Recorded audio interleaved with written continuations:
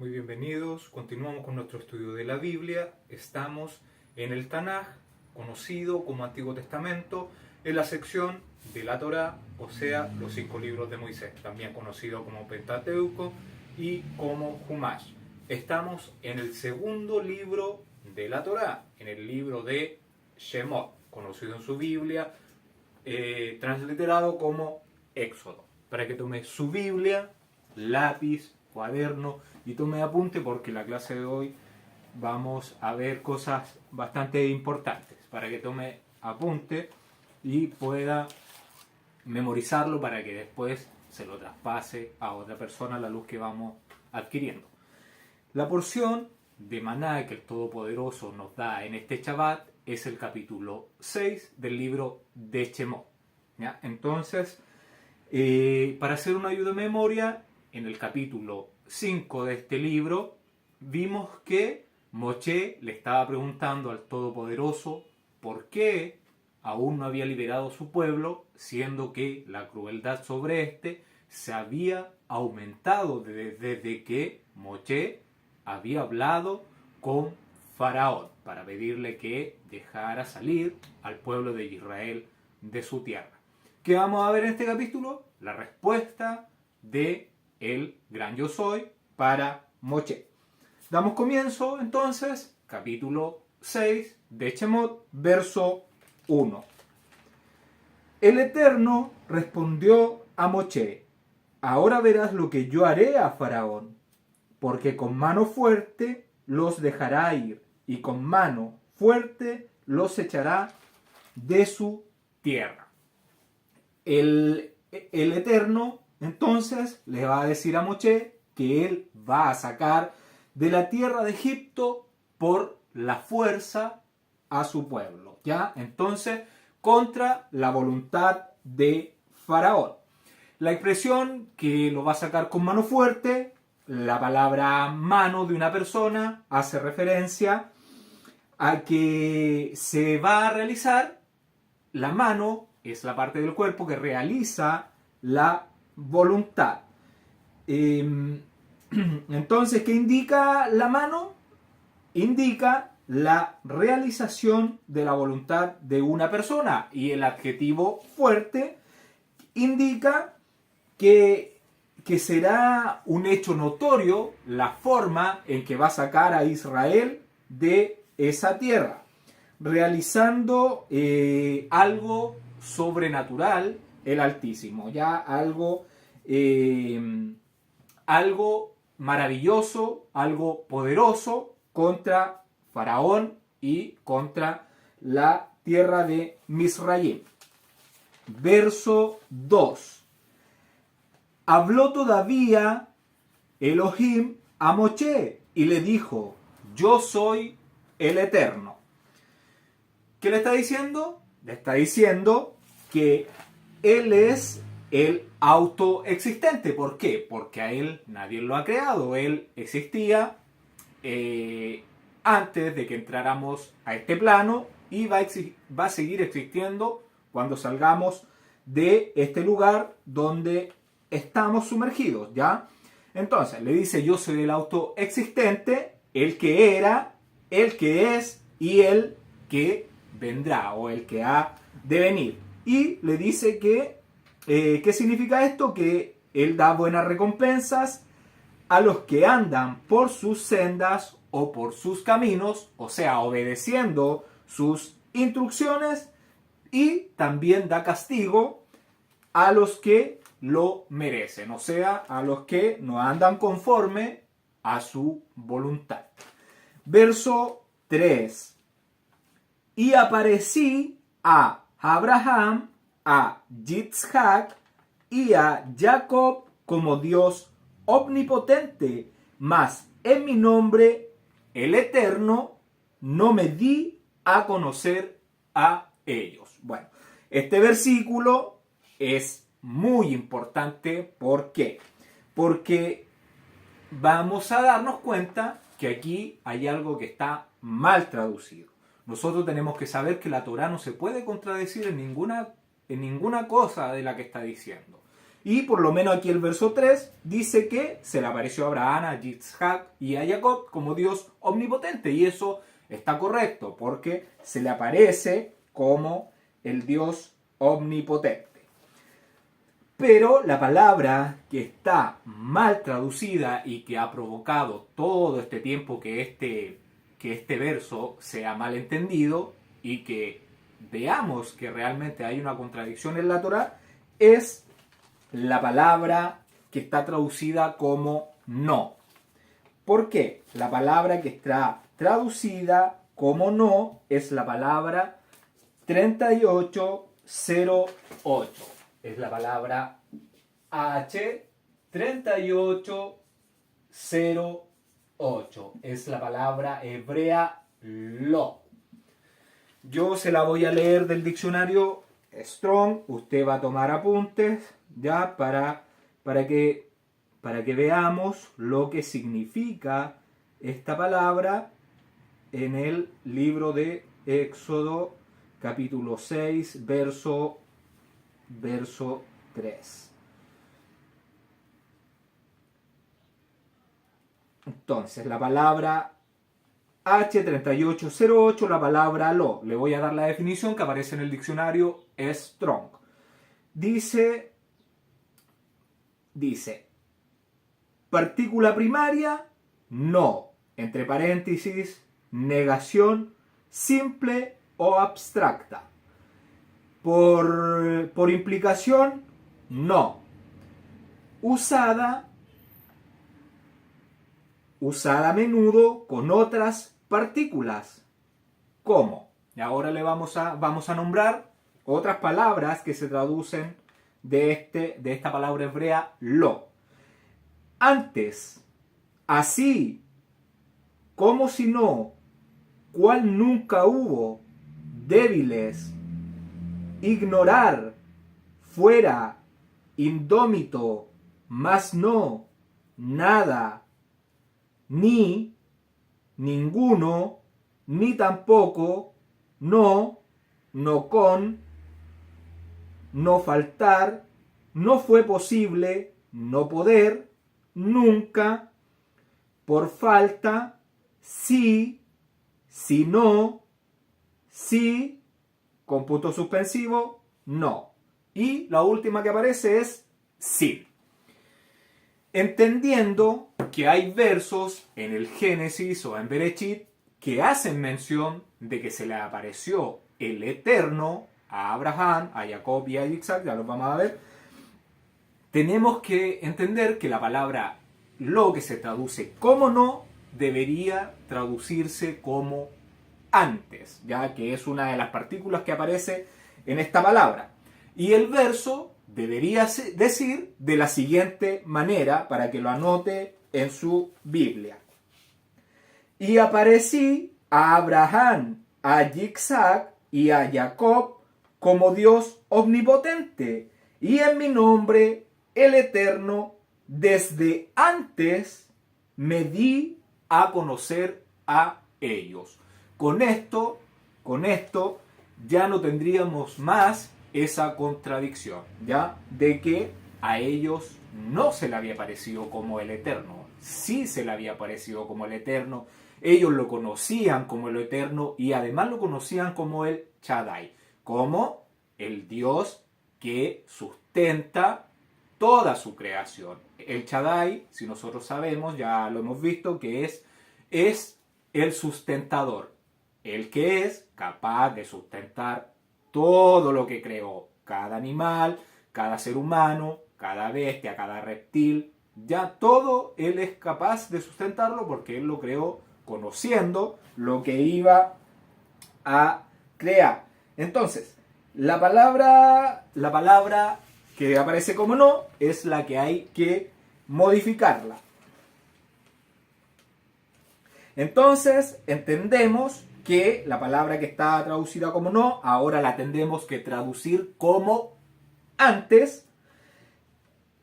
Antes apareció entonces el tetragrama, o sea, el Yud, He, Bat, He, que nosotros le dijimos que era el eterno, el autoexistente, que ya había aparecido en el libro de Génesis. Y con esto no encontramos ya esa contradicción que se manifestaba en algunos versos. A lo mejor usted lo había visto y no sabía cómo solucionar esto de que aparecía el tetragramatón o el nombre Jehová que aparece transliterado en su Biblia y que ahora ya puede entender por qué. Entonces, tenemos que saber que a los patriarcas se les dio a conocer en su nombre y proclamó su nombre a ellos. Y les voy a pedir que vayamos con nuestra Biblia al libro de Génesis, capítulo 24, verso 3. Libro de Génesis, capítulo 24, verso 3. Porque esto lo tenemos que dejar claro, tiene que quedar súper claro de lo que estamos hablando. Porque este es un verso que causa bastante contradicción. Entonces, libro de Génesis 24, verso 3. 24, verso 3. Dice: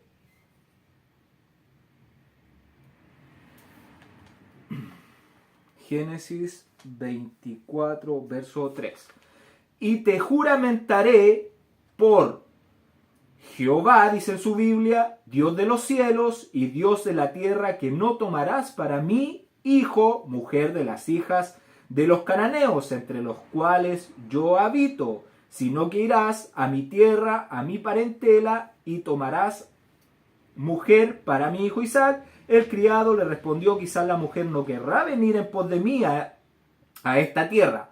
Volveré pues tu hijo a la tierra de donde saliste. Y Abraham le dijo: guárdate que no vuelvas a mi hijo allá.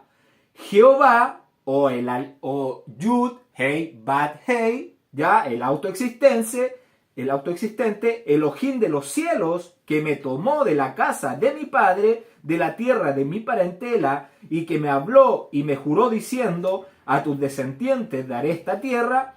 Él enviará su malaj delante de ti, y tú traerás de allá mujer para mi hijo. Y si la mujer no quisiere venir en pos de mí, serás libre de este juramento, solo que no vuelvas allá a mi hijo.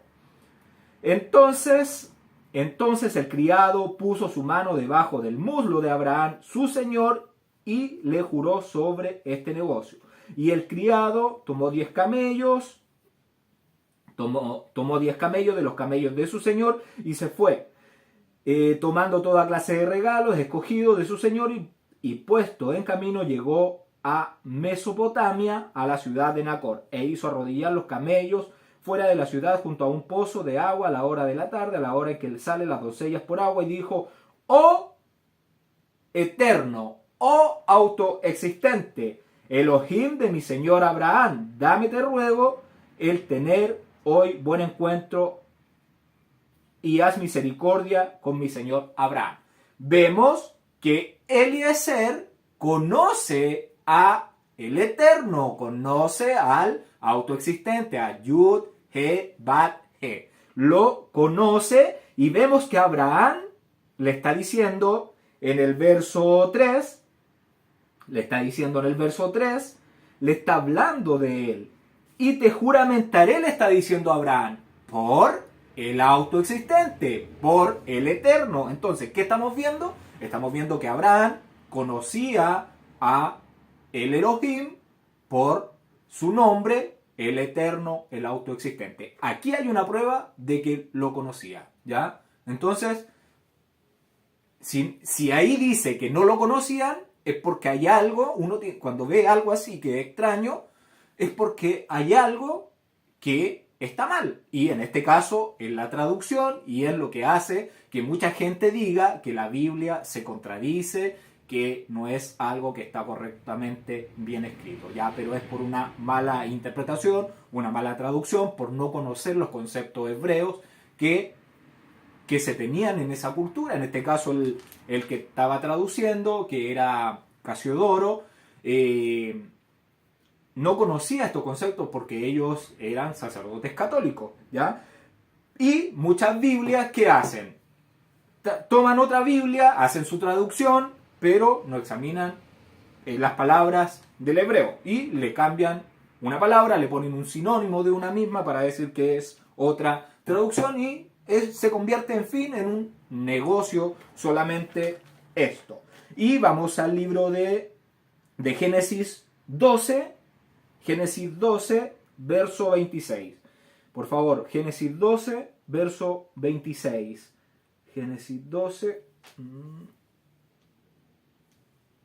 No, perdón.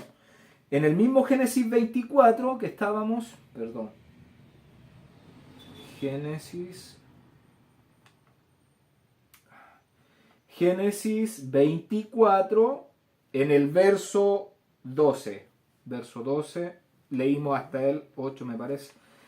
Verso 12. Y dijo, oh Eterno, ya lo que habíamos leído, Dios de mi Señor Abraham, dame, te ruego, el tener buen encuentro y haz misericordia con mi Señor Abraham. Entonces, Eliezer también lo conocía y vamos, ahora sí, 26, capítulo 26, verso 22. Génesis, capítulo 26, versos 22. 26, 22. Dice, y se apartó de allí y abrió otro pozo, y no riñeron sobre él, y llamó su nombre Rehobot, y dijo, porque ahora el Eterno, el autoexistente, ya la letrita del tetragramatón, Yud, He, Bat, He, nos ha prosperado y fructificaremos en la tierra. ¿Y quién está aquí hablando? Es Isaac, ya que está viviendo ahí en Gerar, y está abriendo los pozos porque recordemos que cuando estuvo en Gerar, el Todopoderoso castigó a Abimelech secando toda el agua, no había fruto en los árboles, las mujeres también habían dejado de dar fruto. Entonces encuentra agua Yitzhak, y dice que el Todopoderoso lo había y llamó su nombre Rehobot y dijo, porque ahora Jehová me ha prosperado y fructificaremos en la tierra. Abraham lo conoce, Yitzhak lo conoce por el nombre, Eliezer lo conoce, y vamos por favor al libro de Génesis 28:13. Génesis 28:13, para que vayamos a ver otro testigo de lo que estoy hablando. 28:13 dice, y he aquí, el Eterno, el autoexistente, estaba en lo alto de ella, el cual dijo, yo soy el Eterno, el Elohim de Abraham tu padre y el Elohei de Yitzhak. La tierra en que estás acostado te la daré a ti y a tu descendencia. Vemos que ahora Jacob conocía a el Eterno. Ya ahí tenemos otro ejemplo. Y aquí mismo en este capítulo, en el verso 16, dice, en el verso 16 ahora, y despertó Jacob de su sueño y dijo, ciertamente el Eterno está en este lugar y yo no lo sabía. ¿Ya? Entonces, ahí tenemos testigos de que Abraham, Yitzhak, Jacob, Eliezer conocían al Eterno, al autoexistente, conocían a Yud, Hei, Bat, Hei. Y además lo conocían como el Shaddai, o sea, como el Dios omnipotente. Y entonces, la primera vez que aparece el nombre, lo que aparece en su Biblia como Jehová, ya como Jehová, aparece en el libro de Génesis, en el capítulo 2, en el verso 4. ¿Ya? Entonces vamos ahí para verlo. Génesis capítulo 2, verso 4. Vamos a ver que esta es la primera vez que aparece el tetragramatón en el libro de Génesis. Estos son los orígenes de los cielos y de la tierra cuando fueron creados el día que el Eterno, Elohim, hizo la tierra y los cielos. Ya, con eso, él ya anunció su nombre. Desde aquí que termina los cielos y la tierra, anunció su nombre, que él es el Eterno, el autoexistente, y los demás deberían conocerlo por ese nombre. Y ya lo vimos que es así. Entonces, por malas traducciones, se tienen estas cosas y el desprestigio de la Torá, que es un libro divino, ¿ya? Porque nos faltan los ateos o las personas que andan buscando versos fuera de contexto para decir que la Biblia no es un libro divino, ¿ya?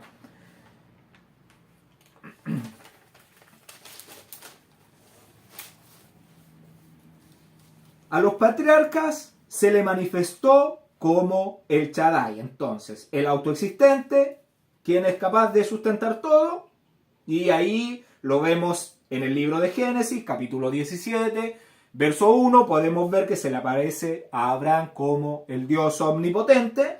En Génesis 28.3 también podemos ver que se le aparece a Yitzhak como el Dios omnipotente, ya el Shaddai, nosotros ya vimos la traducción de eso, y en el libro de Génesis, capítulo 35.11, se le aparece a Jacob como el Shaddai también.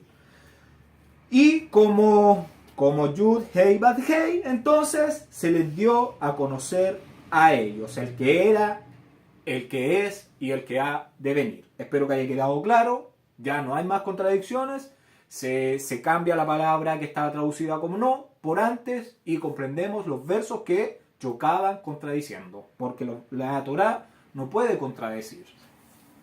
Continuamos, verso 4. También establecí mi pacto con ellos de darle la tierra de Canaán, la tierra que fueron forasteros y en la cual habitaron. Este verso se ve como un verso cualquiera, sin mayor importancia, como que no cuenta nada relevante, pero aquí hay algo que es bastante importante para comprender el tiempo que Israel estuvo en Egipto, ¿ya? Este verso nos narra, lo voy a leer de nuevo, dice: también establecí mi pacto con ellos de darle la tierra de Canaán, la tierra en que fueron forasteros. Ya eso es muy importante, de que en tierra de Canaán fueron forasteros. Hay que tenerlo en la mente, que fueron forasteros. Porque no solamente cuando habla del periodo de 400 y en el libro de Éxodo habla de 430 años, no es solamente que estuvieron en la tierra de Egipto, sino que compartieron ese periodo entre la tierra de Canaán y la tierra de Egipto. Y después de ese periodo que fue establecido por el Todopoderoso, le iba a dar esa tierra en herencia. Esta promesa de darle la tierra por heredad fue a los 70 años de Abraham, ¿ya? Entonces, aquí es donde se comenzaría a contar desde el nacimiento de Yitzhak, se contaría los 400 años. Para entender lo que le estoy diciendo, vamos al libro de Génesis. Libro de Génesis, capítulo 15. Libro de Génesis, capítulo 15, verso del 13 al 17. Vamos a leer. Dice: entonces el Eterno, ya ahí vemos que se le aparece a Abraham, el Todopoderoso, dijo a Abraham: ten por cierto que tu descendencia, ¿quién sería la descendencia de Abraham? Yitzhak, porque él es el hijo. Entonces dijo el Eterno, entonces el Eterno dijo a Abraham: ten por cierto que tu descendencia morará en tierra ajena, morará en tierra ajena. Tu descendencia, o sea, Yitzhak morará en tierra ajena. ¿Por qué en tierra ajena? Porque la tierra de Canaán no era de Abraham aún. Ya esa tierra estaban viviendo los pueblos cananeos. Pero Dios ya le estaba dando la promesa de que esa tierra iba a ser de él, pero aún no. Así que era forastero todavía. Entonces, y su descendencia, que sería Yitzhak, que vivió en la tierra de Canaán, iba a ser forastero en esa tierra. ¿Ya? Moraría en tierra ajena, moraría en la tierra de Canaán porque era ajena, porque no pertenecía a él aún. ¿Ya? Y será esclava allí. Y será esclava allí. ¿Por qué iba a ser esclava allí? Porque recordemos que Yitzhak fue esclava ¿de quién? Fue esclavo de Ismael, que era un egipcio. Ya recordemos que Ismael, a los 19 años, cuando él estaba en la puerta de la carpa, apuntó con su flecha, apuntó con su arco a Yitzhak, cuando Yitzhak fue destetado a los 5 años. ¿Ya? Entonces, Ismael era un egipcio, hijo de Agar egipcia, que afligía a Yitzhak. ¿Ya? Entonces, esos datos hay que tenerlos en consideración y hay que tenerlos en mente al leer esto de el periodo de Israel en la tierra de Canaán. Además, Yitzhak igual fue siervo porque estuvo cavando los pozos en la tierra de Gerar. Él cavaba un pozo, venían los sirvientes de Abimelech, le cerraban los pozos y él tenía que abrir otro pozo. Entonces vivía igual, estuvo un tiempo en servidumbre, en esclavitud. Entonces, y será oprimida 400 años. Ya entonces con esto entendemos que el periodo comienza a regir de los 400 años cuando nace el hijo de la promesa, Yitzhak, cuando nace la descendencia de Abraham. Mas también a la nación a la cual servirán juzgaré yo, y después de esto saldrán con gran riqueza. Los cananeos iban a ser juzgados, Misraim iba a ser juzgado, y de esta última iba a salir con gran riqueza. Y tú vendrás a tus padres en paz, y serás sepultado en buena vejez. Recordemos que Taré aún estaba vivo, y a los 70 años fue dada la promesa, a los 75 años vuelve a Harán a ver a su padre, a sepultarlos en buena vejez. Y la promesa entonces había sido a los 70. Abraham también estaba viviendo en esclavitud, en tierra ajena, ¿ya? Y de ahí empiezan a correr los 430 años. Verso 16. Y en la cuarta generación volverás acá, porque aún no ha llegado al colmo la maldad del amorreo hasta aquí. Iban a pasar 400 años en que Israel iba a ser afligido, iba a ser esclavo. Aquí dice en el verso 13, dice, por cierto que tu descendencia iba a morar en tierra ajena, iba a ser esclavo, iba a ser oprimida o afligido. 3 cosas iba a vivir, ¿ya? Entonces, en el verso 16 dice, y en la cuarta generación volverás acá porque aún no ha llegado al colmo la maldad del amorreo hasta aquí. Ese periodo estaba siendo establecido, ¿para qué? Para que llegara al colmo la maldad de los pueblos cananeos. En este caso menciona al amorreo. Y entendido esto, ¿ya? De que empezaría la promesa de los 400 años y dice que a la cuarta generación, haciendo un equivalente que una generación vive 100 años, ya con eso entendemos, 4 generaciones de 100 años serían 400 años. Y y el periodo de los 430 años que aparece en Éxodo 12:40, vamos al libro de Éxodo capítulo 12, verso 40, porque tenemos que entender el periodo que Israel pasó en la tierra de Egipto, porque en un lado aparece 400, en otro lugar aparece 430, ya entonces vamos a dejar claro esto porque no pueden haber dudas. Y la Torá no se contradice, ya nosotros tenemos que ser diligentes solamente para estudiar lo que el Todopoderoso nos deja. Entonces, libro de Éxodo 12:40.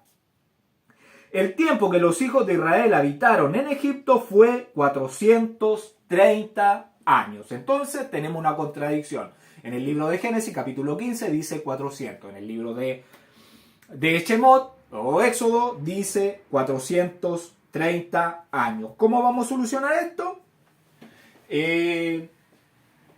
Tenemos que Abraham nace en el 1948.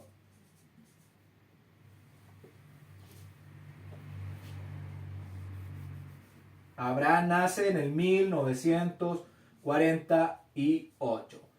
Y los 400 años van a comenzar cuando nace Yitzhak, que sería en el año 2048.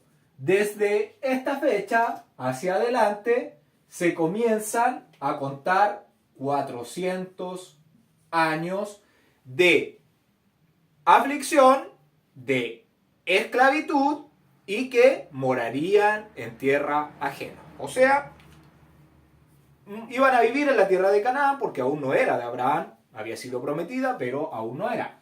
Y los 430 años comienzan cuando se le da la promesa a Abraham. En el capítulo 15, Abraham tiene 70 años. Para saber más sobre ese capítulo, tiene que ir al libro de Génesis y ver Génesis capítulo 15 para saber qué sucedió en ese capítulo, qué arreglo hicimos, qué palabra mal traducida había, ya para que sepa por qué ahí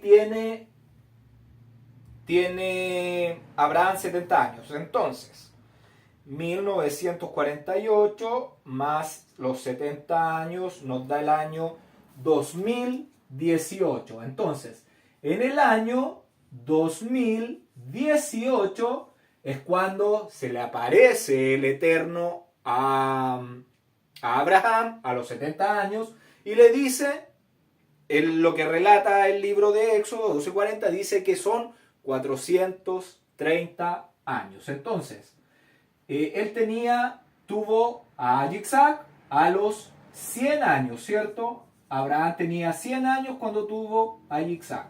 Y aquí tenía 70 años cuando se le da la promesa. Y desde aquí iban a contar los 430 años que aparecen en el libro de Shemot 12:40. Y en esto los cuadraría perfecto. Nos cuadraría perfecto. Recordemos que Yitzhak a los 60 años tiene aquí nace Jacob. Nace Jacob. Y vivió 130 años Jacob e ingresa a Egipto. Entonces, a los 130 años ingresa a Egipto. Ingresa a Egipto. Entonces, si nosotros sumamos 130 más 60, nos da 190 años que iban a vivir en tierra ajena, afligidos y esclavos de los cananeos. 190 años en Canaán. 190 años en Canaán. Y desde esa fecha desde que ingresa Jacob a Egipto, que es el año 2238, son 210 años que se le tienen que agregar. Entonces, 2238 más 210 años nos daría la suma de 2448, que es la salida, 2448, salida de Egipto. Salida de Egipto. Entonces, en Egipto, ¿cuántos años hay de esclavitud? 210 años. 210 años. 210 años en Egipto. En Egipto. Entonces tendríamos 190 más 210 nos da 400 años. La promesa del Todopoderoso que se le hizo a Abraham a los 70 años es verídica, es verdad y no hay ninguna contradicción en lo que dice Éxodo en el capítulo 12, verso 40, con lo que dice Génesis capítulo 15. ¿Ya? Entonces, 190 años en la tierra de Canaán, desde que nace Yitzhak, y si fuera desde que Abraham tiene los 70 años, se le tendrían que agregar a los 190 30 años y sería 220 más 210, que sería lo de Egipto. ¿Cuánto nos daría? 430 años de esclavitud. Y esto sería Éxodo 12:40. Y esto sería Génesis 15. Y no hay contradicción en lo que dice Génesis y lo que dice Éxodo. ¿Por qué? Porque iban a vivir en tierra ajena. Hay 3 puntos: tierra ajena, esclavitud y tierra ajena, esclavitud, y se me olvidó el otro. Génesis 15.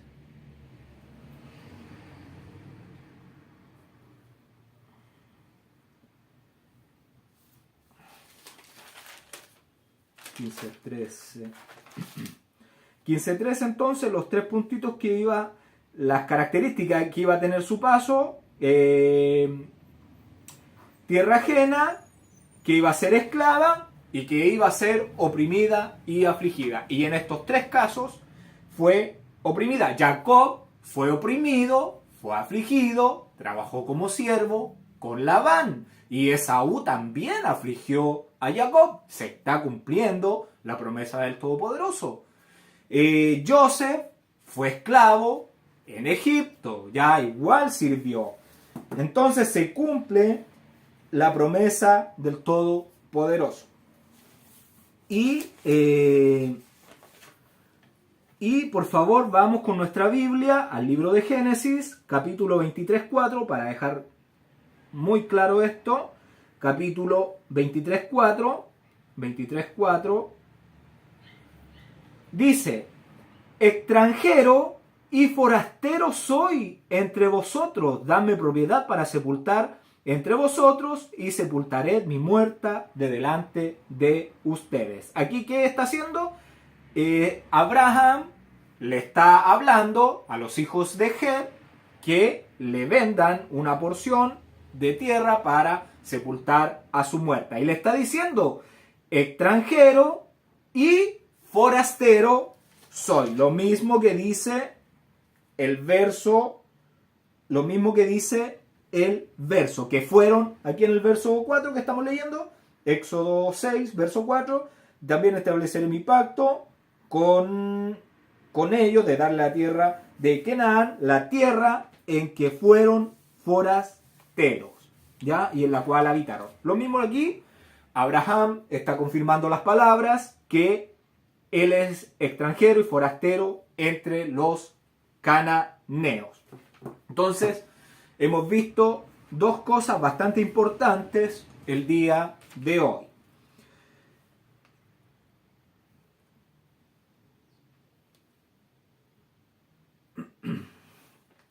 Esos 190 años que se le dan a Abraham en la tierra de Canaán, nosotros lo podemos asociar en que Abraham, cuando tiene a Isaac, tiene 100 años, y Sara, cuando tiene a Isaac, tiene 90 años. Si sumamos 100 más 90, son 190 años que el Todopoderoso les dio de condonación como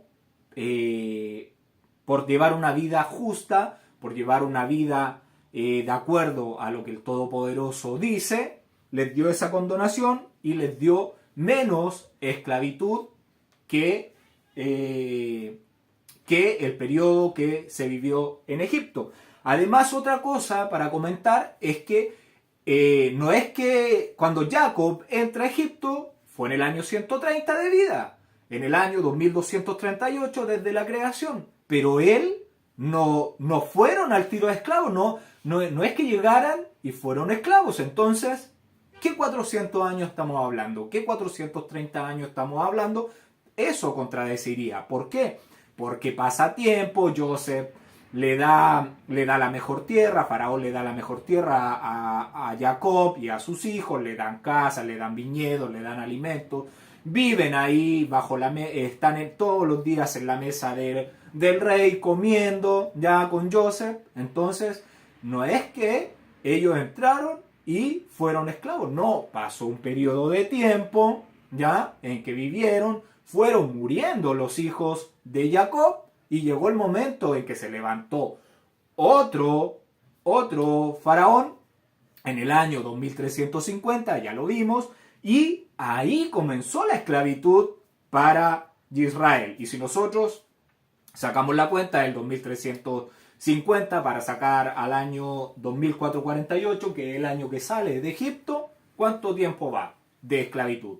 100 años, 98 años, ¿ya? Entonces, el periodo de tiempo que Israel fue esclavo, tendríamos que sacarlo desde el año 2350, que es cuando toma el faraón Melol, que sería el año 2350, 2350, serían 98 años de esclavitud que vivió Israel en Misraim. No cuadrarían los 430 años ni los 430 años. Por eso cuando leemos tenemos que fijarnos en lo que estamos leyendo, ¿ya? Y ya es hora entonces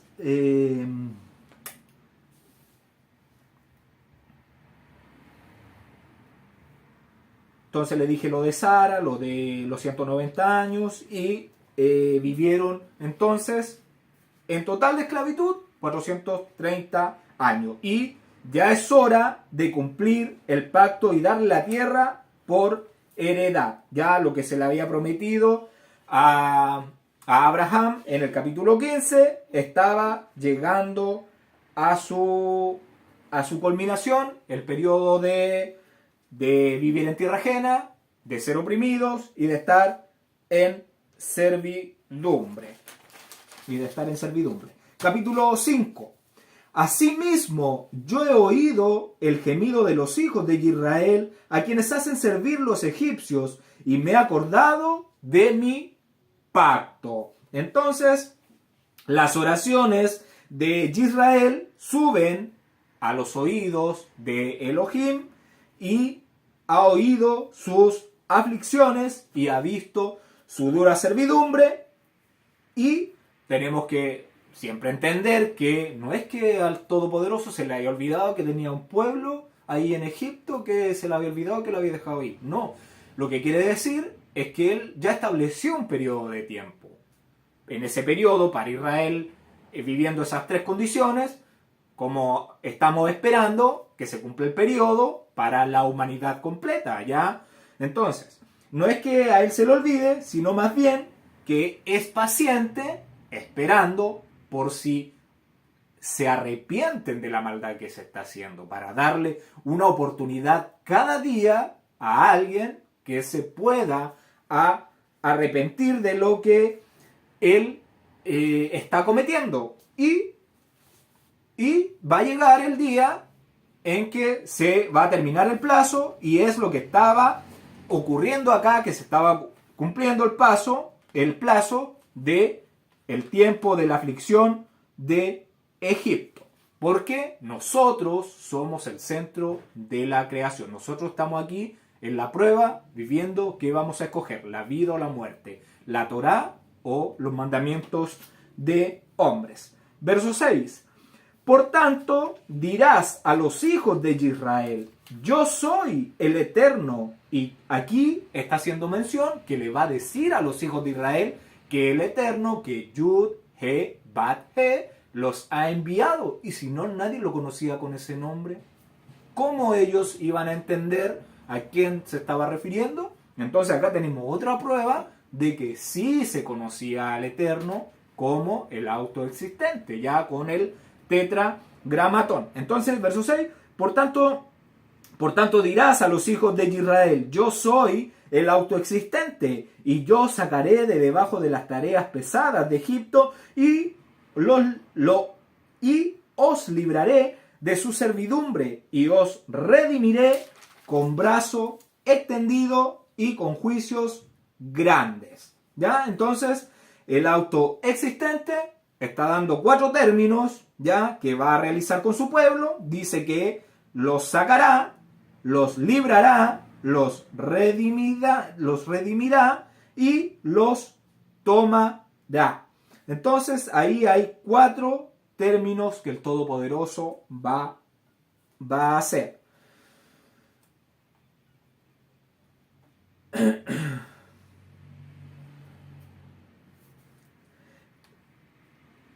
Los temas de estos 4 términos, ya, es lo que el Todopoderoso va a utilizar para sacarlos de la tierra de Egipto con brazo extendido, ya, que es una forma o es una metáfora de Yeshua, el Mesías de Israel, ya, porque nosotros sabemos que el Todopoderoso es aliento, es viento, es algo que no podemos ver, pero tiene su manifestación que va a poner de manifiesto su voluntad, ya que sería Yeshua, porque vimos que la mano, ¿qué significa? Que va a ser la voluntad de él.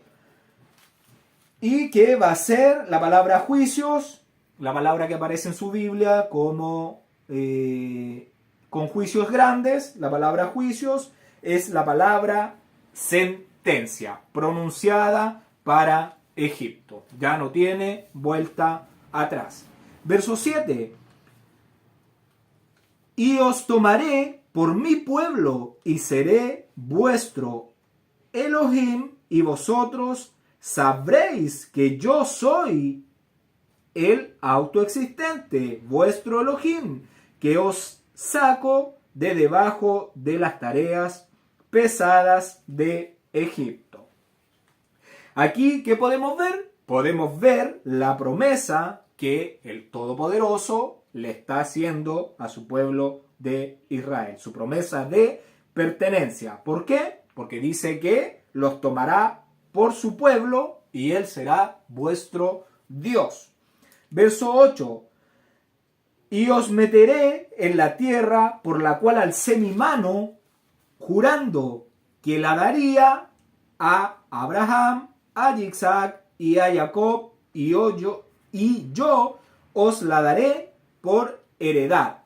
Yo, el autoexistente o el eterno. ¿Ya? Y cuando esta promesa se le hace a Abraham en Génesis capítulo 15. Ya no lo vamos a leer porque ya lo estuvimos leyendo. Entonces, usted en su casa, tómese el tiempo, lo lee en Génesis capítulo 15 completo, porque es cuando alza su mano, jurando, hace un pacto con Abraham, le pide que lleve cierta cantidad de animales y una llama de fuego, una antorcha, pasa en medio de los animales haciendo el pacto, y Abraham le dio un sueño. Entonces, ¿quién juró? El Todopoderoso hizo un juramento solo. Esa llama de fuego, lo mismo que vemos, ese fuego ahí en la zarza, ya juró solo que le iba a dar la tierra a Abraham. Y juró y alzó su mano y dijo: yo el Eterno. Y vamos con nuestra Biblia, por favor, al libro de Deuteronomio, capítulo 7, verso 8. Deuteronomio, capítulo 7, verso 8, vamos a leer. Dice: sino por cuanto el Eterno os amó y quiso guardar el juramento que juró a vuestros padres, os ha sacado el autoexistente con mano poderosa y os ha rescatado de servidumbre de la mano de Faraón, rey de Egipto. Ya aquí vemos que el Todopoderoso juró por sí mismo. Verso 9. De esta manera habló Moche a los hijos de Israel, pero ellos no escuchaban a Moche a causa de la congoja de espíritu y de la dura servidumbre. Entonces, no estaban escuchando a Moche porque tenían un aliento conscripto. Y la dura esclavitud que estaban viviendo los tenía muy desanimados, porque los egipcios estaban amargando su vida con gran violencia, con gran dureza. Verso 10. Y habló el Eterno a Moche diciendo. Entonces, sigue hablando el Eterno con Moche. Verso 11. Entra y habla a Faraón, rey de Egipto, que deje ir de su tierra a los hijos de Israel. El Eterno le está diciendo a Moche que entre nuevamente donde está Faraón y que le diga nuevamente que envíe fuera a su pueblo. Verso 12. Y respondió Moche delante del Eterno: he aquí, los hijos de Israel no me escuchan. ¿Cómo pues me escuchará Faraón, siendo yo torpe de labios? El pueblo de Israel, al estar tan afligido, ya no escuchaba, porque veía que cada vez que Moche había entrado a hablar con Faraón, las consecuencias de eso habían sido golpes, maltrato, abuso, ya muerte para muchas personas que trabajaban para los egipcios. Y le dice Moche que cómo le va a escuchar Faraón si él es torpe de labios. La palabra es 6189. La palabra que se utiliza para torpe es 6189. H6189 es la palabra Arel. ¿Ya? Aparece aquí y aparece al final del capítulo. La misma palabra. ¿Qué significa esta palabra? O en el diccionario Strong dice desnudar, expuesto, proyectándose, suelto. Técnicamente, ¿qué significa? Incircunciso. Entonces, lo que quiere decirle, Moisés le quiere decir al Eterno es que no me escuchará Faraón siendo yo incircunciso de labios. ¿Qué le quiere decir? Que él es indigno de ir donde Faraón, una persona que es torpe de labios, ya que es indigno de hacerlo, porque además sabemos que Moche tenía un defecto en los labios cuando se quemó con el carbón encendido que se puso en su boca. Verso 13. Entonces el Eterno habló a Moche y a Aarón y les dio mandamientos para los hijos de Israel y para Faraón, rey de Egipto, para que sacasen a los hijos de Israel de la tierra de Egipto. El Todopoderoso instruye a Moche y Aarón a fin de sacar a los hijos de Israel entonces de la tierra de Egipto. Moisés y Aarón ya están viviendo entre los hijos de Israel. Recordemos que Moisés llega alrededor de los 78 años, ya la primera vez que va a Faraón, y se queda viviendo ese periodo de tiempo en Egipto junto a los hijos de Israel. Y a Faraón entonces se le informó las consecuencias que tendría de no querer dejar a los hijos de Israel de su tierra, ya al negarse. No dice qué mandamientos se le dieron, más que dice los mandamientos para y Aarón, y les dio mandamientos, ya, pero no dice qué mandamientos específicamente se le dieron. Verso 14. Estos son los jefes de las familias de sus padres, los hijos de Reubén, el primogénito de Israel, Hanoch, Palú, Hezrón y Carmi. Estas son las familias de Rubén. El verso acá habla de jefes, ya esto es importante porque solamente habla de jefes de las familias de Rubén. Rubén es el mayor de los hijos de Jacob y tuvo 4 hijos. Más detalles que significan los nombres, con quien se casa Rubén, tiene que ir a ver el libro de Génesis, ahí está todo explicado. ¿Por qué se menciona a Rubén? Porque es el primero de los hijos de Jacob. Ya no se van a nombrar todos los hijos, solo queremos llegar a Leví, ¿ya? Entonces se nombra Rubén porque es el primero. Vamos con el verso 15. Los hijos de Chimeón, Yemuel, Yamin, Ohad, Jaquín, Zoar y Shaul, hijo de una cananea. Estas son las familias de Shimeón. Entonces, Shimeón es el segundo hijo de Jacob y él tuvo 6 hijos ya en total, contando a Shaul, que es hijo de la mujer cananea, la mujer de Shechem, que su nombre es Buná. ¿Ya? Más información, lo mismo, libro de Génesis, capítulo por capítulo, verso por verso, está explicado. Entonces, contamos Rubén, Shimeón y llegamos al tercer hijo de Jacob, que es Leví. Verso 16. Estos son los nombres de los hijos de Leví por sus linajes: Gershón, Kehat y Merari. Y los años de vida de Leví fueron 137 años.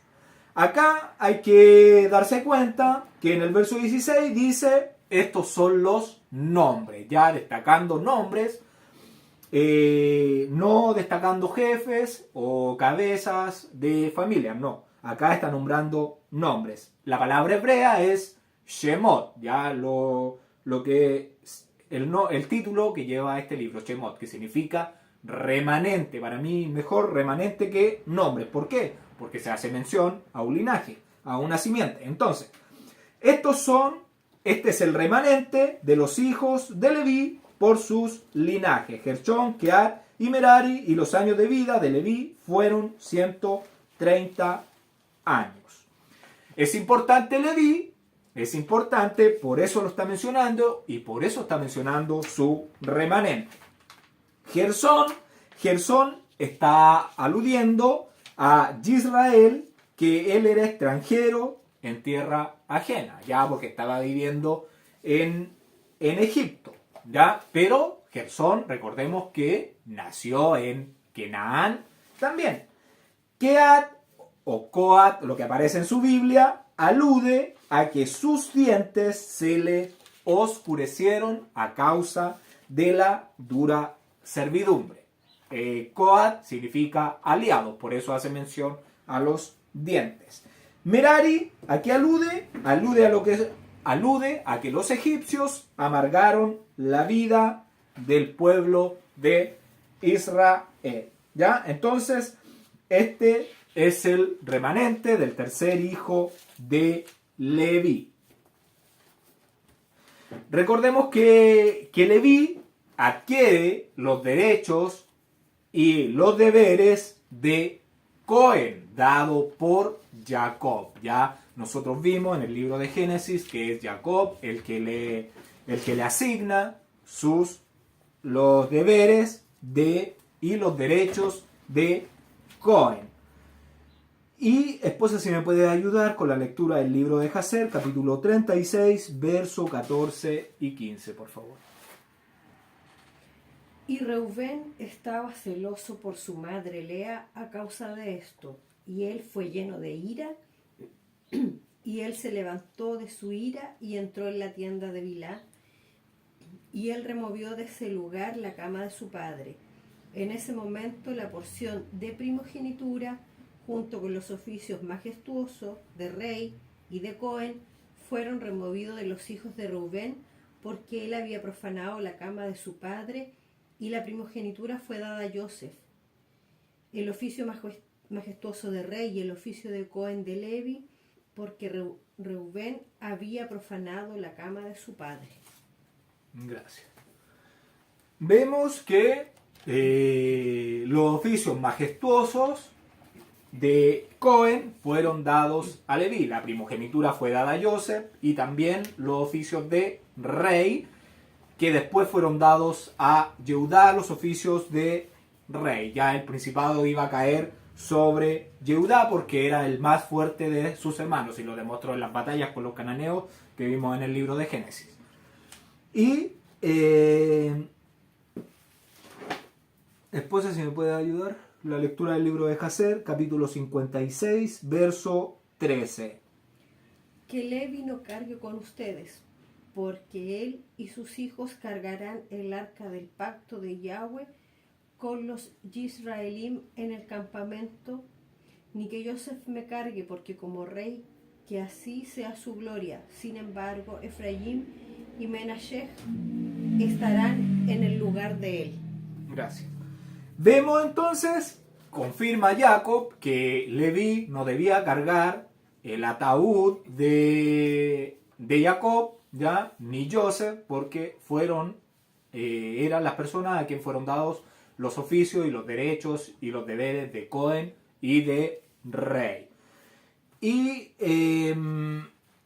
recordemos que Jacob dijo que Leví iba a portar el arca del pacto de Israel, ya con los israelitas en el campamento, iba a portar el arca del pacto.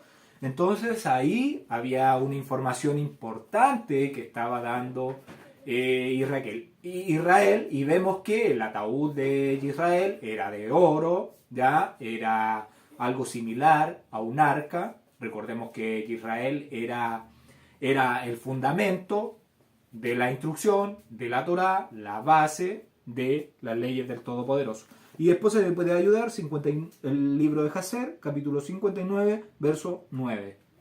Y los hijos de Levi fueron Gershón, Kehat y Merari, y su hermana Yochebed, que fue nacida a ellos en su viaje de descenso a Mizraim. Gracias. Información importante, que Leví tuvo a Gersón, a Coat y a Merari, y además tuvo a Jochebed, que es la hermana de ellos y que la tuvo en el descenso a Egipto, ya, y eso ya lo vimos, toda esa información. Y esposa, si me puede ayudar con la lectura del libro de Jacer, capítulo 63, verso 1. Y en el año 93, Levi, el hijo de Jacob, murió en Mizraim, y Levi era de 137 años de edad cuando él murió, y ellos lo pusieron en un ataúd y fue dado a las manos de sus hijos. Gracias. Vemos que Leví vive 93 años en Mizraim y él muere de 137 años. Por defecto, entonces, por lo que hemos visto, por lo que hemos leído, el libertador de Israel, de las manos de los egipcios, ya iba a ser un hijo de la familia de Leví. Por eso aquí nombra el remanente. El nombre es algo muy importante que está haciendo mención, y esta tribu de Leví se convierte en alguien fundamental para este periodo de paso por Egipto. Recordemos que María había profetizado que iba a nacer un libertador. Aarón sabía que iba a nacer el libertador y que era Moshe el que los iba a liberar.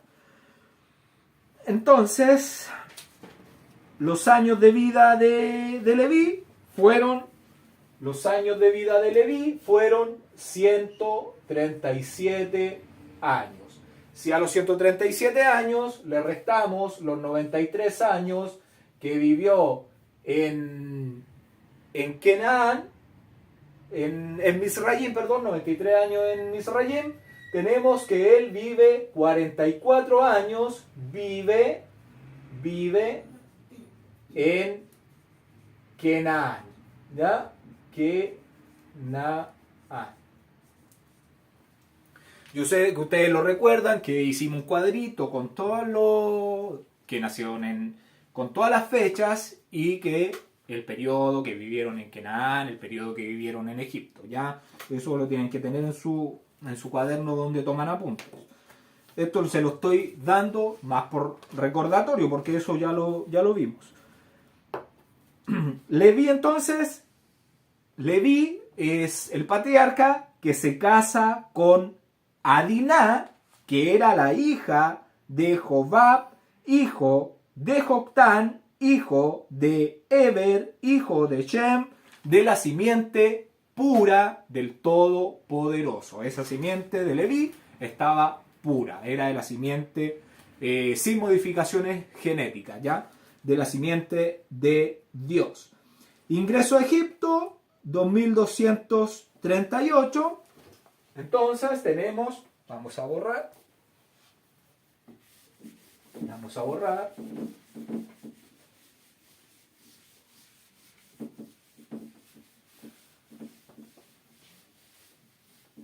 2238 es el año que Israel vive en Egipto, ya lo sabemos nosotros.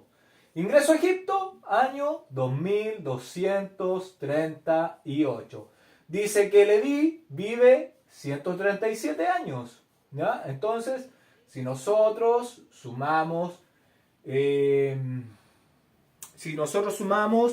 2238 más 93, perdón. 2238 más, ¿cuántos años vivió Leví en Egipto? Vivió 93 años.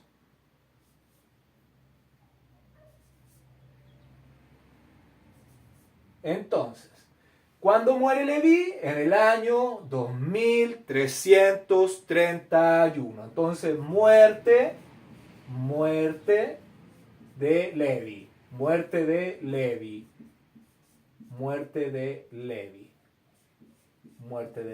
¿Ya? Ese es el año del fallecimiento de Leví.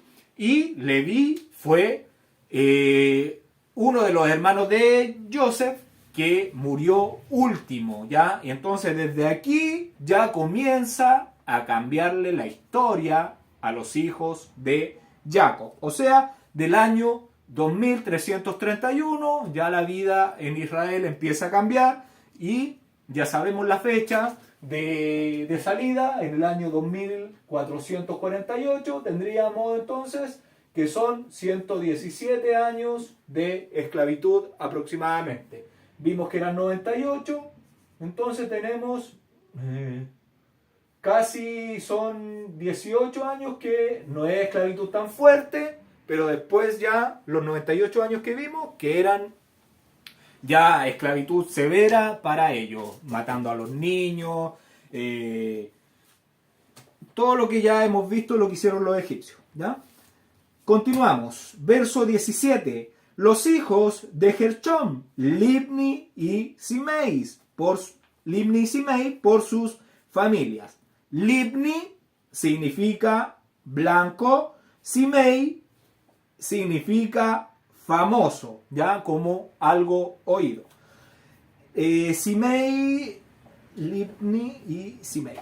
Libni en su Biblia está con Libni está con B.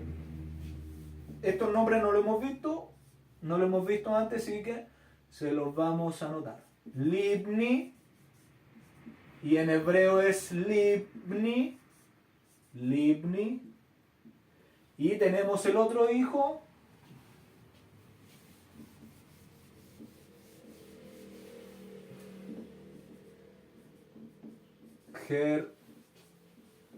Gershón.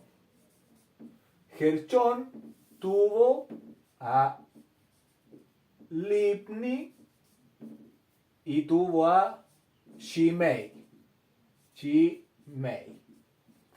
Así aparece en su Biblia, aparece Simei. El nombre es Shimei y en su Biblia acá aparece Libni con B y es con V.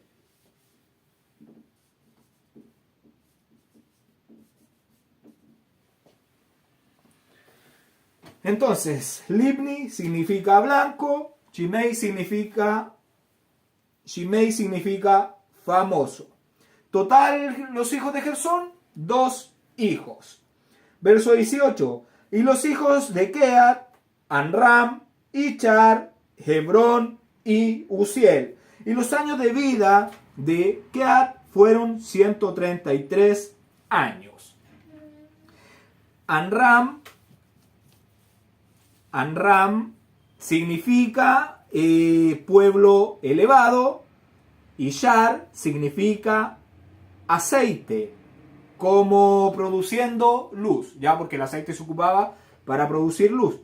Hebrón significa sociedad. Uziel significa fuerza del Todopoderoso. Y Keat vivió 133 años entonces y tuvo 4 hijos. Entonces, Keat, ya lo que aparece en su Biblia como Coat.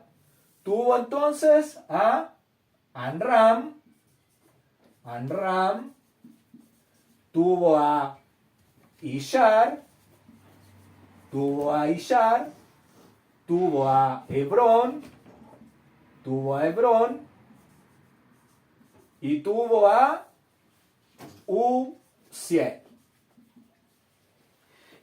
Uziel.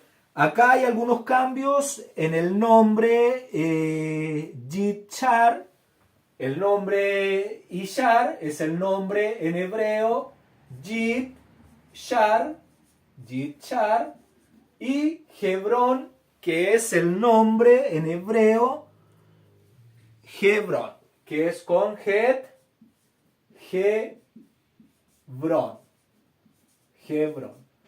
Eso y Uziel y Anram son los mismos nombres. Verso 19. Y los hijos de Merari, Mali y Musi. Estos son las familias de Leví por sus linajes. Mali significa enfermo y Musi significa sensible. Merari entonces tuvo 2 hijos. Entonces tenemos al otro aquí, Merari entonces tuvo 2 hijos. Tuvo a Mali, que en hebreo es Mahli, y tuvo a Musi. Que es Mushi. Déjenme confirmarlo.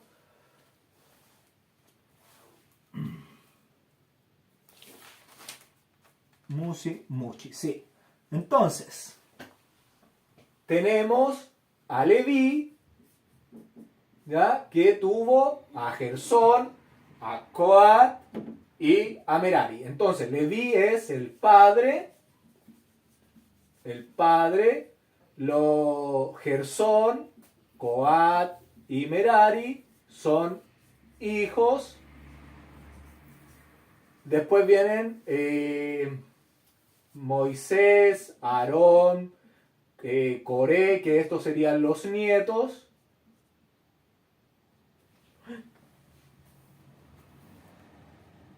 Hijos, nietos y la cuarta generación. Me equivoqué. Amram venía acá, perdón.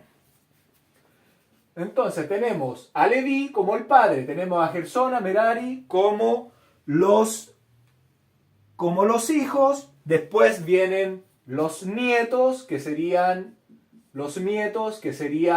Amram. Tenemos a Amram, tenemos a otro nieto, Mali, tenemos otro nieto que puede ser Shimei, ¿ya? Entonces serían 8 nietos, y después de esto viene Moche y Aarón.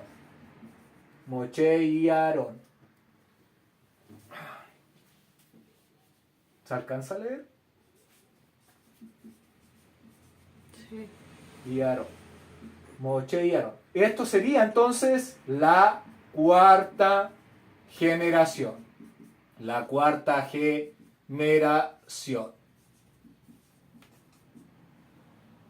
Espero que se haya entendido eso.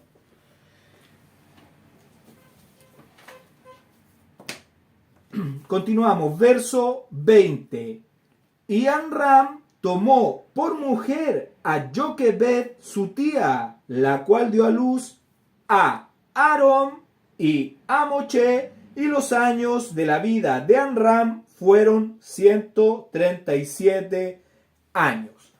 Joquebed, nosotros ya hemos visto que es hermana de Gersón, de Coat y de Merari, y que Joquebed nace en el año de descenso a Egipto, que es el año 2238. Ella se casa con Amram, es la tía de Amram, se casa con él, y a los 126 años de edad de ella tiene a su primera hija, que es Miriam, ya lo que usted conoce como María. A los 127 concibe a Aarón, y a los 130 años concibe a Moche.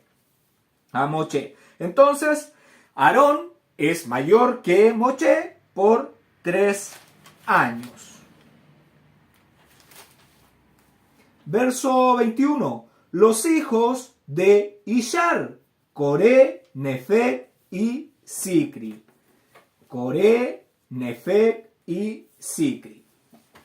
Entonces, los hijos de Ishar, que sería aquí hijo de Keat, ¿ya? Tendríamos a Ishar. Ishar tiene a Nefeg, tiene un hijo que su nombre es Nefeg, tiene a Coré y tiene a Sicri, y tiene otro hijo que es Sicri. Tiene entonces 3 hijos. El nombre de Coré es el nombre hebreo Koraj, que significa hielo. Nefeg significa brote, y Sicri significa memorable. ¿Ya? El nombre importante este nombre es importante, el nombre de Koraj. ¿Por qué? Porque es el que se rebela contra Moche, ¿ya? Por eso es importante que lo tengan en consideración. Coré, en hebreo Koraj. Verso 22. Y los hijos de Uziel, Misael, Elzafán y Sitri. Entonces tenemos los hijos de Uziel. Aquí está Uziel, es hijo de Keat, Uziel, Entonces tenemos a Uziel, y él tuvo a Misael, Elzafán y Sitri. ¿Se alcanza a leer acá abajo? Sí. Gracias. Misael,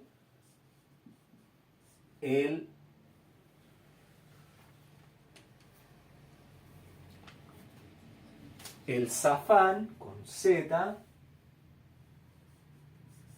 Elzafán, y tuvo otro hijo que es Sitri. ¿Cómo es? Sitri.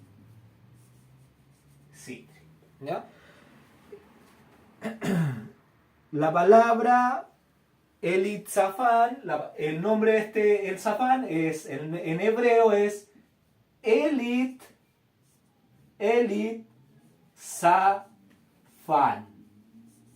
Elitzafán. Y el nombre Misael es el nombre hebreo es Michael. El nombre Michael. Y el nombre Sitri es el nombre Sitri solamente. No está transliterado tal cual como debería hacerse.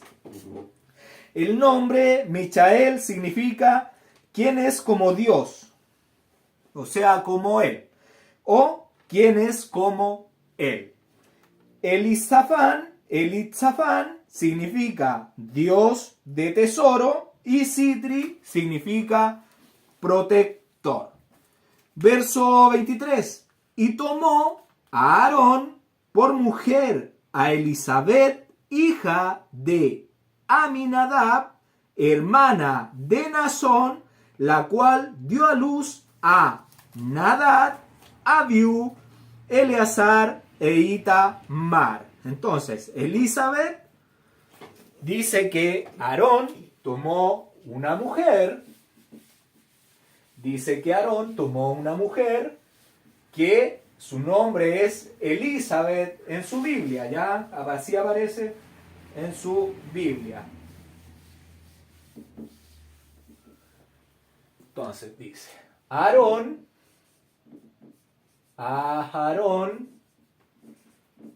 se casa con Elisabet.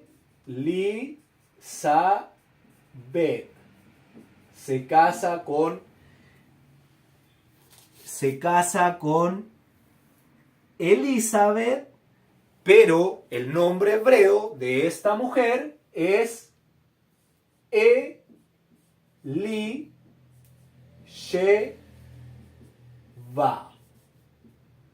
Eli, la palabra Eli, siempre tiene que ver con el Todopoderoso. Ya siempre, si se han dado cuenta, en el nombre que vimos igual, que es Elitzafán, está la palabra Eli, y eso significa Dios de, ¿ya? Dios de.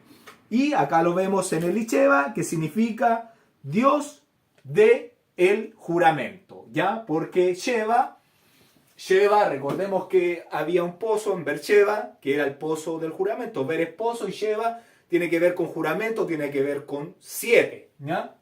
Entonces, Elisheva tiene que ver con Dios del juramento. Ese es el nombre de la mujer de Aarón.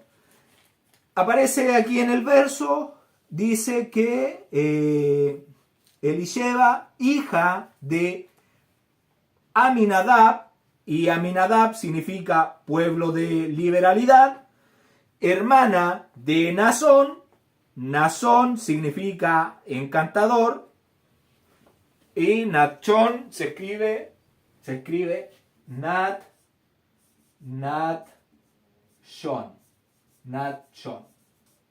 Esto es lo que aparece en su Biblia. Ahí en su Biblia aparece así: Nazón. Ya, el nombre es Nachón. Usted se lo puede poner arribita ahí de su Biblia en el nombre, le escribe Nachón. que significa entonces encantador. Vemos que tiene a Nadab, a Abiú. Entonces vamos a anotar aquí los nombres. Ellos se casan entonces. Elisheba se casa con Aarón. Tienen a Nadab,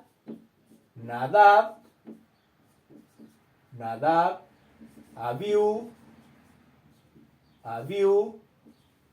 Tienen a Nadab, Abiú, Eleazar e Itamar. Tienen a Eleazar e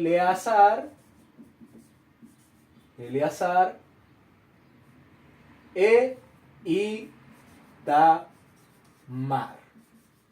Esos serían los 4 hijos de Aarón con Elisheba. Y Nadab significa liberal, Abiú significa padre adorador, y Abiú en hebreo es Abiú, que Abi significa padre de, ¿ya? Padre de, que significa padre adorador. Entonces, me falta decirle que significa Eleazar, significa Dios es ayudador, y el nombre Itamar significa costa de palmeras. Costa de palmeras. Y vamos a ver, quiero que por favor vayamos con nuestra Biblia al libro de Números, capítulo 1, verso 7. Números, capítulo 1, verso 7. Dice, de Judá, Naasón, hijo de Aminadab. Entonces, acá es importante que el libro de Números está haciendo referencia a los jefes de Judá. Ya ellos, los principales, las cabezas de la tribu de Judá, está nombrando a Naasón, hijo de Aminadab. Y lo más probable, yo estoy casi el 100% seguro, de que este Aminadab es el mismo Naasón que se está haciendo referencia en este verso del libro de Éxodo, capítulo 6, verso 23, con quien se casa Elisheba, ¿ya? Y vamos a mostrarle aquí la genealogía para entender.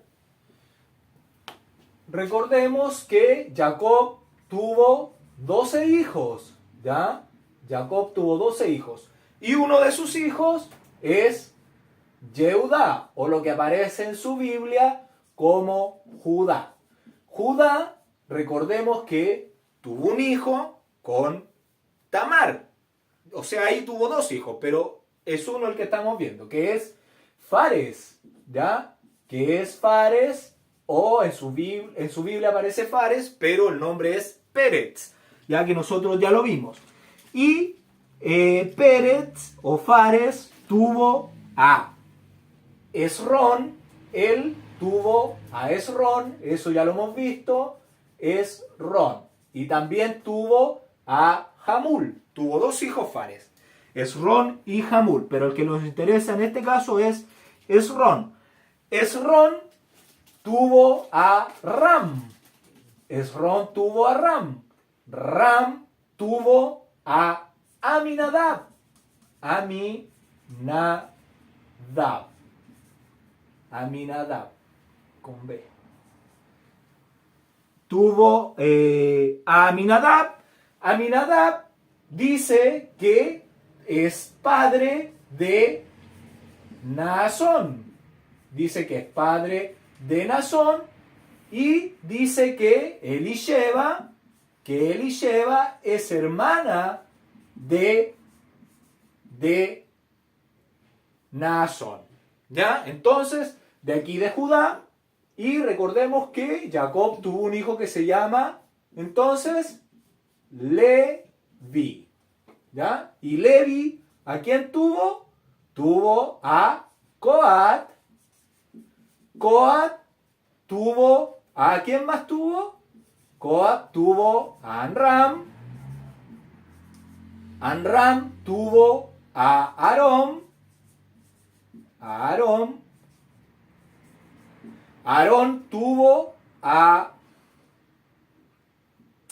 ¿con quién se casó? Con Aarón se casa. Entonces, Elisheba y ella se casan. Y aquí tienen sus 4 hijos. De ahí se junta la simiente pura de Judá y de Leví. De Judá y de Leví. Esto sería lo importante a destacar de este verso. Y me gustaría que fuéramos con nuestras Biblias al libro de Levítico 10, del 1 al 4. Levítico 10, del 1 al verso 4 voy a dar lectura. Dice: Nadab y Abiú, hijos de Aarón, tomaron cada uno su incensario y pusieron en ellos fuego, sobre el cual pusieron incienso y ofrecieron delante del Eterno.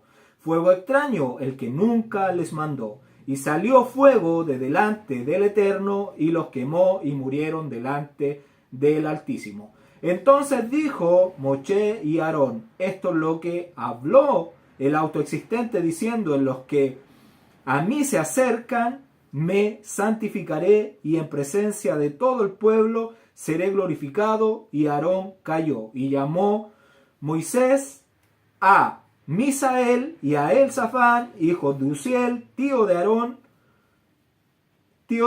y les dijo: acercarse y sacad a vuestros hermanos de delante del santuario, fuera del campamento. ¿Ya? Entonces Aarón tuvo 4 hijos: Nadab, Abiú, que fueron los que presentaron fuego extraño delante del Todopoderoso y fueron incinerados. Y ahí le pide a Elzafán, que era hijo de Uziel, que ya lo vimos igual, con su hermano que era...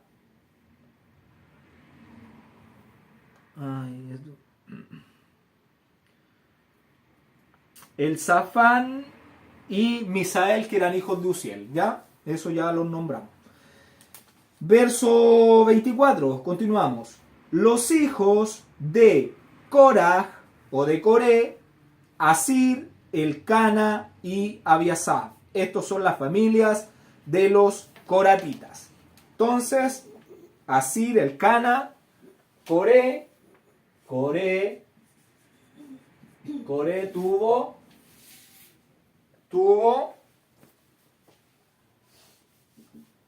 tuvo a Asif, Elcana y Abiasaf. Asif, Elcana y Abiasaf. 3 hijos tuvo Coré, ¿ya? Que fue el que se rebeló contra Moisés y su séquito. Asir significa prisionero, Elcana significa Dios ha obtenido, y Abiasaf significa padre de asamblea. Verso 25. Y Eleazar, hijo de Aarón, tomó para sí mujer de las hijas de Futiel, la cual dio a luz a Finés, y estos son los jefes de los padres de los levitas por sus familias. Futiel significa menosprecio y Finés significa boca de serpientes.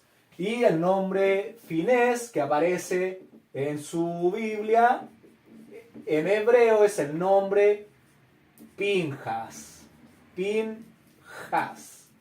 ¿ya? Que significa boca de serpientes. Y voy a tratar de hacerle rápidamente un árbol genealógico de las familias de los levitas. de la familia de los levitas. Vamos a borrar. Recordemos que la simiente del Todopoderoso comienza con Dios, Adán, Set, Enos, Cainán, Mahalalel, Jared, Enoc, Matusalén, Lamec, Noé. 10 personas. Continúa con Shem, Arfaxad, Sala, Eber, Peleg. Eber tuvo 2. Tuvo a Peleg y tuvo a Joctán. ¿Por qué lo estoy mencionando a Joctán? Porque de Joctán nace la esposa de Leví, que era Adina. ¿Ya? Entonces tuvo Shem tuvo a Arfaxad. Arfaxad tuvo a Sala. Sala tuvo a Eber. Eber tuvo a Peleg. Peleg tuvo a Reu. Reu tuvo a Serug. Serug tuvo a Taré. A Nacor. Nacor tuvo a Taré. Y Taré tuvo a Abraham. Entonces, llegamos a Abraham. Llegamos a Abraham. Abraham tuvo a Yitzhak. Yitzhak tuvo a Jacob. Y Jacob tuvo a Leví, que se casa con Adina. Entonces, Leví, recordemos que se casa con Adina, que eso lo vimos en el libro del Éxodo.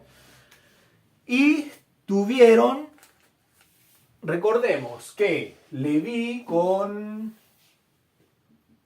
su esposa tuvo a Joquebed. La vamos a anotar porque es importante. Joquebed.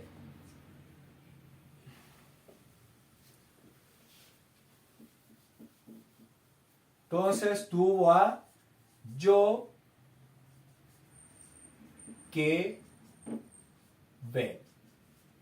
Joquebed y tuvo a Gershón.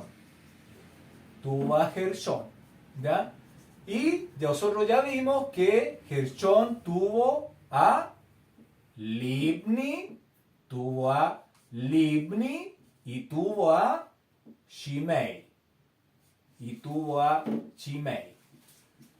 ¿Qué otro hijo tuvo Leví? Tuvo a Coat.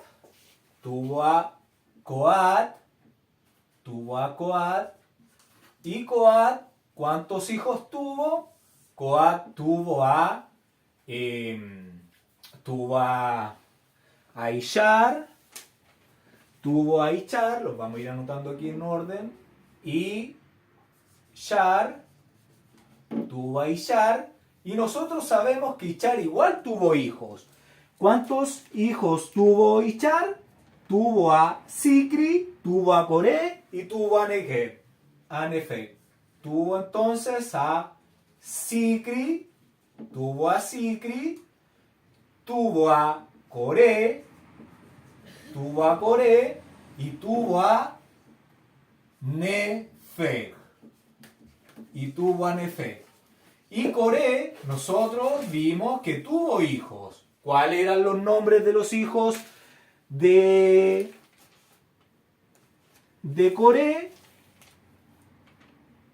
Coré tuvo a Asir, Abiasaf y Elcana. Entonces tuvo a Asir, Coré tuvo a Asir, a Abiasaf, tuvo a Abiasaf y tuvo a Elcana.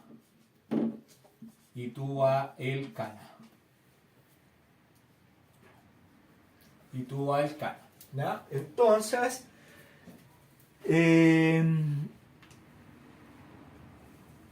¿qué otro hijo tuvo Coat? Coat tuvo otro hijo cuyo nombre es Anram. Y nosotros sabemos que Anram tuvo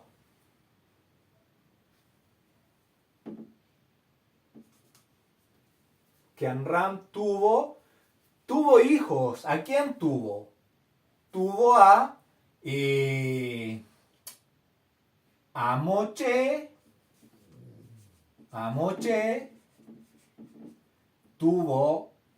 Y Moche nosotros ya sabemos que igual tuvo dos hijos. Uno es Gershón y el otro hijo de Moche es Eleazar. ¿Ya? Entonces ahí tenemos los hijos de Moche. Tenemos que tuvo Amram otro hijo cuyo nombre es Aarón. Y sabemos que Aarón tuvo hijos, tuvo 4, ¿a quién tuvo? Aarón tuvo a Nadab, a Abiú, e Itamar, Eleazar. Tuvo a, entonces, Nadab,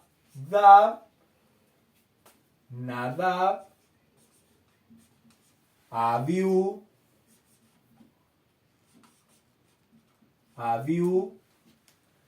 Itamar,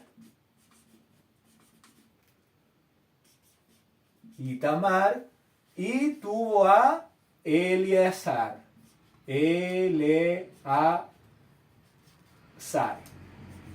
Y Eleazar tuvo a Pinjas. O lo que aparece en su Biblia como Finés. Y también Amram tuvo a Miriam. No olvidarnos de Miriam. ¿Ya? Que es lo que en su Biblia aparece como María. Tenemos entonces listo a Ichar, tenemos listo a Amram, y nos falta Hebrón, que es otro hijo de Leví. No, Gersón, Coat y Merari. Pero acá estamos en los hijos de Coat. Nos falta de Coat aquí, tiene otro hijo, que su nombre es Hebrón.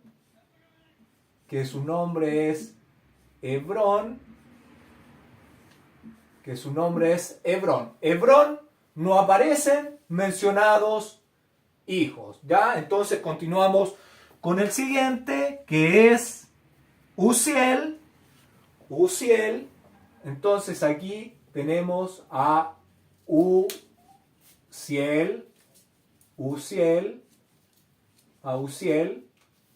y él tuvo a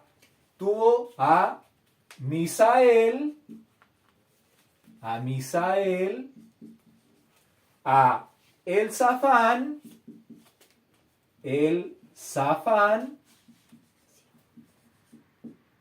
tuvo entonces a Misael, a Elzafán, y me parece que me falta Sitri, y a Sitri.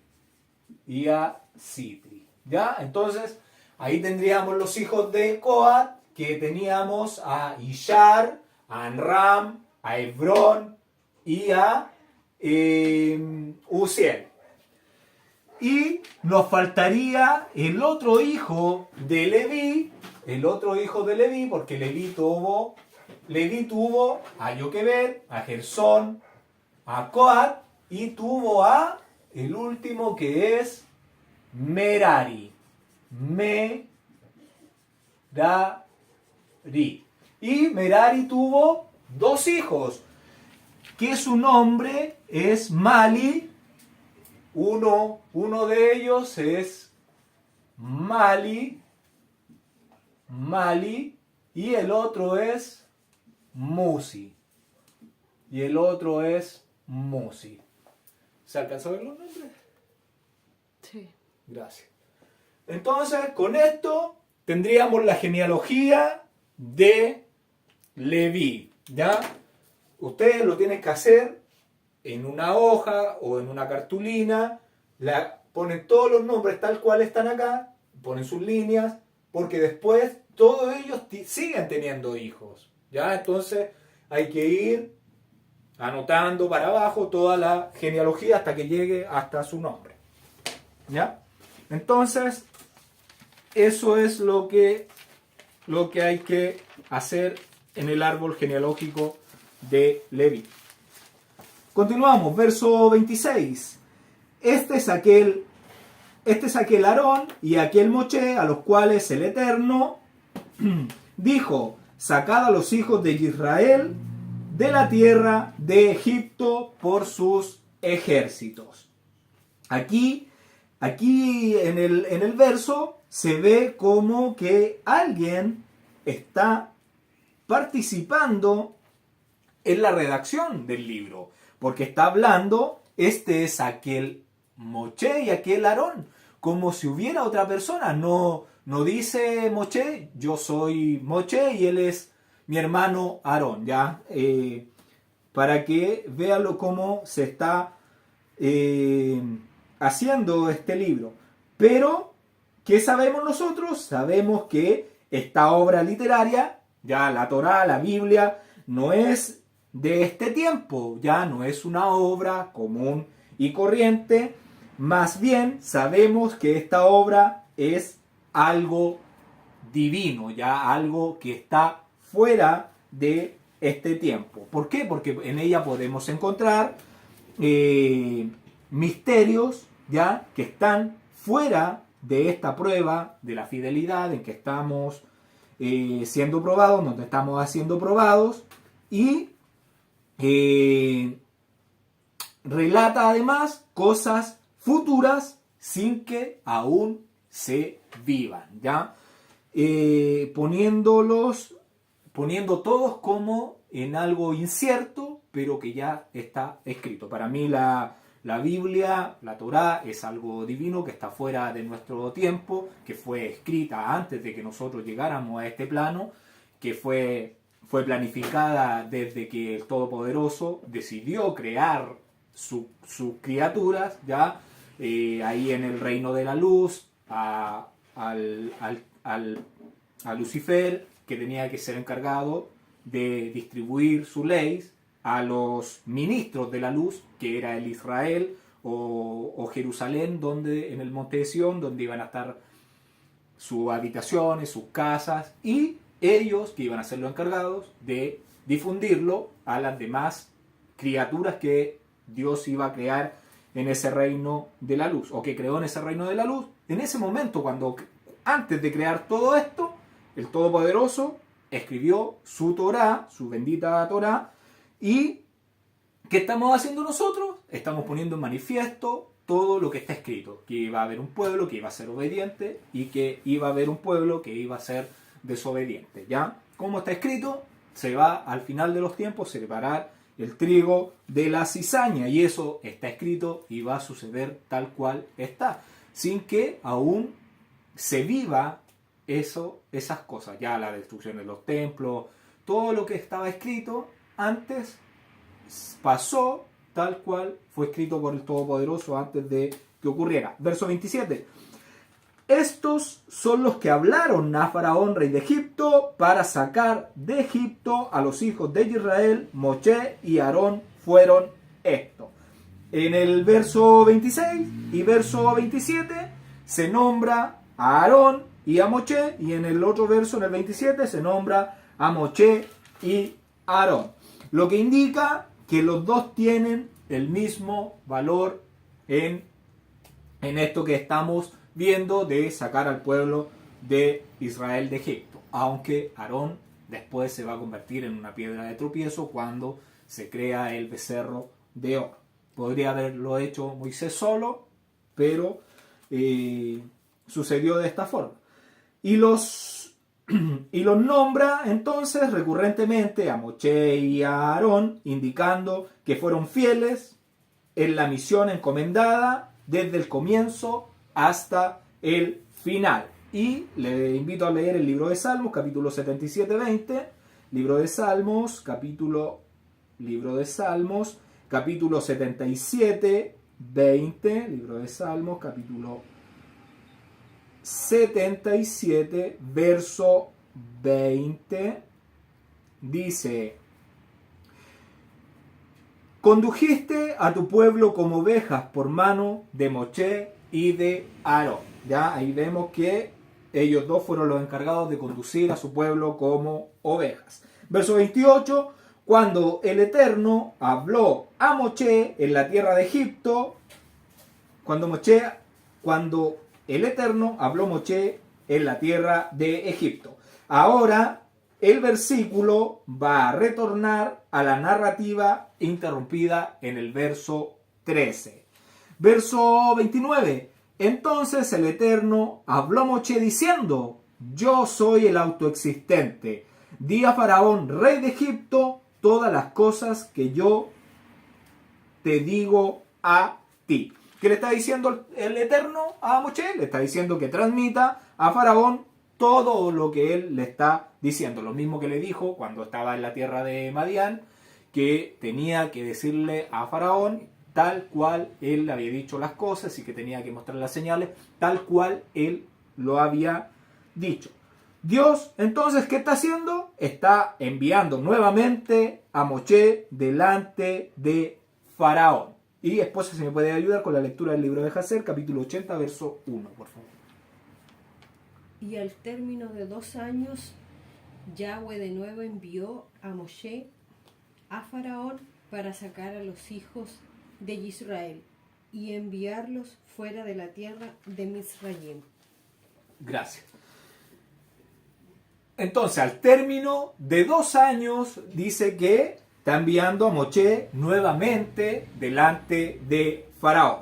Y recordemos, Moisés llega alrededor de los 78 años a la tierra de Misraim con Aarón, vive ese periodo de tiempo hasta que nuevamente el Todopoderoso lo está enviando a hablar con Faraón. Verso 30. Y Moisés respondió delante del Eterno: he aquí, yo soy torpe de labios, ¿cómo pues me ha de oír Faraón? La palabra torpe es la palabra incircunciso, que quiere decir que él era indigno de llevar el mensaje a Faraón. ¿Por qué? Porque Moisés era un hombre humilde, a pesar de haber sido un príncipe de Egipto, a pesar de haber sido un rey en Cus, a pesar de ser el elegido como libertador para el pueblo de Israel.